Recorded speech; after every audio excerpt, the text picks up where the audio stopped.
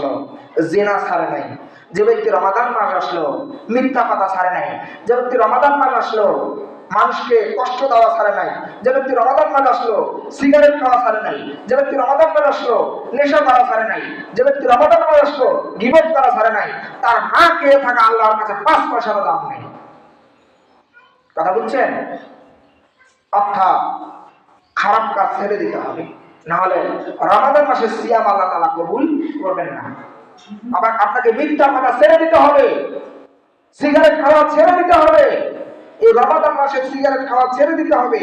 যদি আপনি সিগারেট খাওয়া ছেড়ে না দিতে পারেন, যে আমি সন্ধ্যার পর খাবো, তখন তো রোজা না, ভুল কথা। রমাদান মাস, তাই বলে আপনি শুধুমাত্র এই সিগারেট খাওয়া যে রমাদান মাসে হারাম অন্যান্য মাসে হারাম না এমন নয়।